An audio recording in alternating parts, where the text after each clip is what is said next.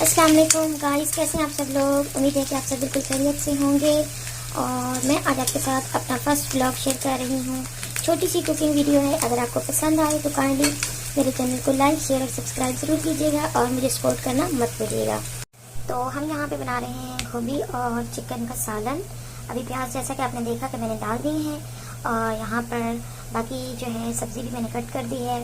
بس چکن بھی ہمارا جو ہے وہ آلموسٹ، کیونکہ فریزر میں رکھا ہوا تھا تو ڈی فروز کر دیا ہے. ابھی ہم کیا کریں گے کہ اس کو ڈالیں گے پیاز کے اندر. آپ ہمارے پیاز دیکھ سکتے ہیں، یہ براؤن ہونا سٹارٹ ہو گئے ہیں. اور ابھی ہم اس میں ایڈ کر دیں گے اپنا چکن. اس کو زیادہ جو ہے ہم مزید بلیک نہیں کریں گے.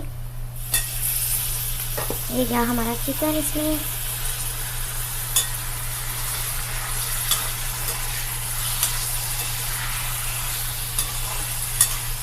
چکن کو ہم تھوڑی دیر کے لیے جو ہے اس کی بھنائی کریں گے پراپرلی.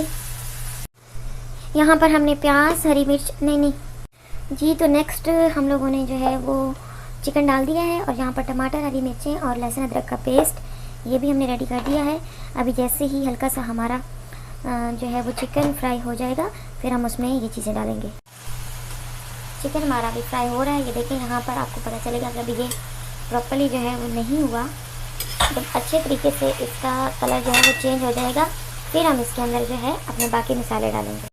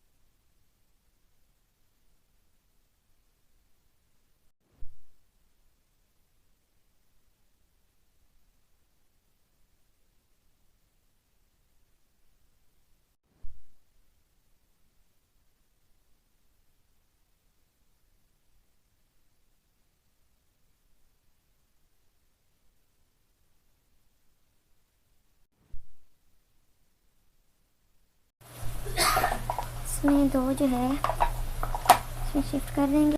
تھوڑا سا ہی ہم کلر کے لیے ہلدی پاؤڈر، تھوڑا سا ہم لوگ ریڈ چلی پاؤڈر، باقی ہم اس میں یہ ایڈ کر دیں گے اپنا کری پاؤڈر. سب کچھ ہی ریفل ہونے والا پڑا ہے. نمک ہم ہمالیہ کا استعمال کرتے ہیں تو وہ بھی ہم ڈال دیں گے. جی تو ویورز، یہاں پر ہمارا سالن جو ہے وہ گوبھی کا ہو چکا ہے تیار.